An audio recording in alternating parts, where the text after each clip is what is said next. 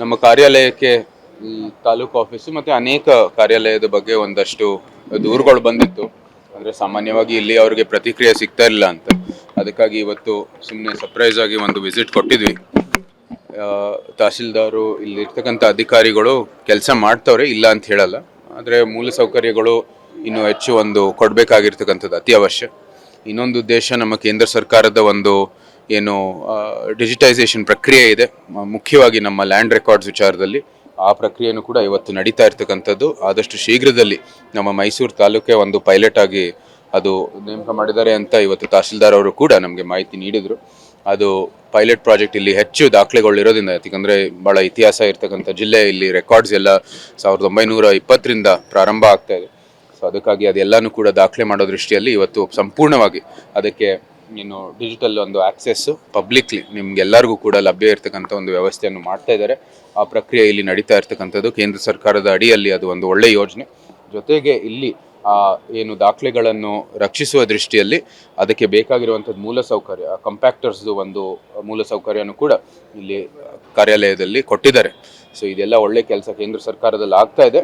ಇಲ್ಲೂ ಕೂಡ ರಾಜ್ಯ ಸರ್ಕಾರ ಒಂದು ಒಳ್ಳೆ ಮೂಲಸೌಕರ್ಯ ಕೊಟ್ಟರೆ ಒಳ್ಳೆ ಒಂದು ಅಭಿವೃದ್ಧಿ ಆಗುವಂಥದ್ದು ಕೆಲಸ ಆಗುತ್ತೆ.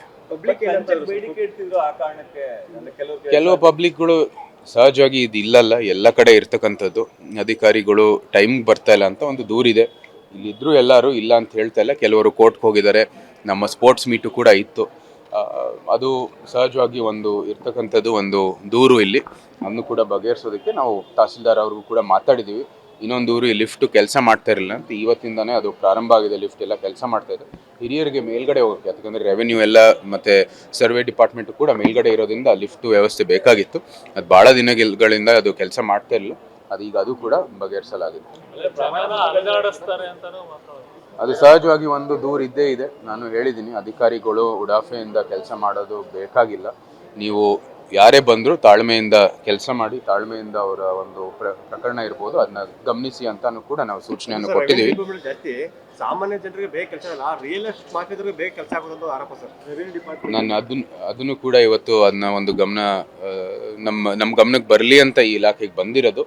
ಇಲ್ಲಿ ಸಾರ್ವಜನಿಕರಿಗೆ ನಾವು ಪ್ರಶ್ನೆ ಮಾಡಿ, ಸಹಜವಾಗಿ ಅದೊಂದು ಅಭಿಪ್ರಾಯ ಇದ್ದೇ ಇದೆ. ಆದರೆ ಎಲ್ಲರಿಗೂ ಸಮಾನವಾದಂಥ ದೃಷ್ಟಿಯಲ್ಲಿ ಕೆಲಸ ಮಾಡಿ ಅಂತ ನಾವು ಅವ್ರಿಗೆ ನಿರ್ದೇಶನವನ್ನು ಕೊಟ್ಟಿದ್ದೀವಿ.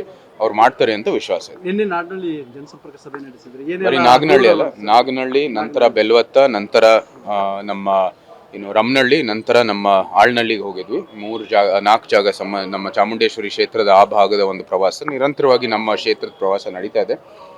ಇದೇ ಚರಂಡಿ, UGD ರಸ್ತೆ ಎಲ್ಲ ರಾಜ್ಯ ಸರ್ಕಾರ ಮಾಡಬೇಕಾಗಿರ್ತಕ್ಕಂಥ ಕೆಲಸ ಆಗ್ತಾ ಇಲ್ಲ. ಒಂದು ಕಡೆ ಗ್ಯಾರಂಟಿ ಕೊಡ್ತಾ ಇದೀವಿ ಅಂತ ಹೇಳ್ತಾರೆ, ಅದು ಕೂಡ ಬಂದಿಲ್ಲ. ಈ ಕಡೆ ಅವರ ಬೇಕಾಗಿರ್ತಕ್ಕಂಥ ಮೂಲಸೌಕರ್ಯನೂ ಕೂಡ ರೂಪಿಸೋದ್ರಲ್ಲಿ ವಿಫಲ ಆಗ್ತಾ ಇದ್ದಾರೆ.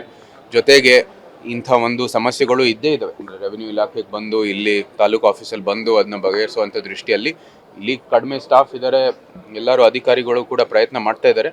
ಅವರ ಒಂದು ಸಂಕಷ್ಟಗಳು ಅರ್ಥ ಮಾಡ್ಕೋತೀವಿ. ಆದರೂ ಸಹ ನಾವೆಲ್ಲರೂ ಸಾರ್ವಜನಿಕ ಜೀವನದಲ್ಲಿರುವಾಗ ಅಂಥ ದೂರುಗಳು ಬಂದಾಗ ನಾವು ಹೆಚ್ಚು ಒಂದು ಕಾಳಜಿ ವಹಿಸಿ ಇದನ್ನ ಬಗೆಹರಿಸುವಂಥದ್ದು ಪ್ರಯತ್ನ ಮಾಡಬೇಕಾಗಿದೆ. ಅದು 100ಕ್ಕೆ 100 ಇವತ್ತು ನಿನ್ನೆ ಅಂತ ನಾನು ಹೇಳ್ತಾ ಇಲ್ಲ. ನಾನು ಸುಮಾರು 1 ವರ್ಷದಿಂದನೇ ಇದು ಹೇಳ್ತಾ ಇದ್ದೀನಿ. ಮುಖ್ಯವಾಗಿ ಚಾಮುಂಡೇಶ್ವರಿ ಕ್ಷೇತ್ರ ಇವತ್ತು ಮೈಸೂರು ಸಿಟಿ ಕಾರ್ಪೊರೇಷನ್ ಅಡಿಯಲ್ಲಿ ಬರುವಂಥದ್ದು ಎಲ್ಲ ವಾರ್ಡ್ಗಳು ಕೂಡ ಸ್ಥಳೀಯ ಚುನಾವಣೆ ಇವರು ನಡೆಸದೇ ಇರೋ ಕಾರಣಕ್ಕಾಗಿ ಭಾಳ ಒಂದು ಹಿನ್ನಡೆ ಆಗ್ತಾ ಇದೆ. ನಮಗೆ 15 ಫೈನಾನ್ಸಿಂದ ಸುಮಾರು 70 ಕೋಟಿ ಏನು ಹಣ ಬರಬೇಕಾಗಿತ್ತು ನಮ್ಮ ಕ್ಷೇತ್ರಕ್ಕೆ, ಮೈಸೂರು ನಗರದ ಒಂದು ಸಿಟಿ ಕಾರ್ಪೊರೇಷನ್ಗೆ. ಅದು ಹಿಂದೆ ಹೋಗಿದೆ. ಜೊತೆಗೆ ಚಾಮುಂಡೇಶ್ವರಿದಲ್ಲಿ ಎಷ್ಟೋ ಪಟ್ಟಣ ಪಂಚಾಯತಿಗಳಿದ್ದಾವೆ, ನಗರಸಭೆಗಳಿದ್ದಾವೆ, ಗ್ರಾಮ ಪಂಚಾಯತಿಗಳಿದ್ದಾವೆ. ಅಲ್ಲಿ ಎಲ್ಲನೂ ಕೂಡ ಒಂದೊಂದು ಕಡೆ ಬಹುಶಃ 1-2 ಗ್ರಾಮ ಪಂಚಾಯತಿ ರಮನಹಳ್ಳಿ ಅಂಥದ್ದು ಒಂದು ಚುನಾವಣೆ ನಡೆಸಿದ್ದಾರೆ ಹಿಂದೆ. ಅದಕ್ಕಾಗಿ ಅಲ್ಲಿ ಸ್ಥಳೀಯ ಪ್ರತಿನಿಧಿಗಳಿದ್ದಾರೆ. ಅದು ಬಿಟ್ಟರೆ ಎಲ್ಲ ಪಟ್ಟಣ ಪಂಚಾಯತಿಗಳು ಇರ್ಬೋದು, ನಗರಸಭೆ ಇರ್ಬೋದು, ಊಟಗಳ್ಳಿ, ಭೋಗಾದಿ, ಕಡ್ಕೋಳ ಇತ್ಯಾದಿ ಎಲ್ಲೂ ಒಂದು ಚುನಾವಣೆ ನಡೆದಿಲ್ಲ. ಒಂದು ಕಡೆ ಗ್ರೇಟರ್ ಮೈಸೂರು ಮಾಡ್ತೀವಿ ಅಂತ ಹೇಳ್ತಾ ಇದ್ದಾರೆ, ಇನ್ನೊಂದು ಕಡೆ ಚುನಾವಣೆನೂ ಕೂಡ ನಡೆಸ್ತಾ ಇಲ್ಲ. ಅವರು ಗ್ರೇಟರ್ ಮೈಸೂರು ಮಾಡ್ತಾ ಇಲ್ಲ, ಚುನಾವಣೆನೂ ಕೂಡ ನಡೆಸ್ತಾ ಇಲ್ಲ.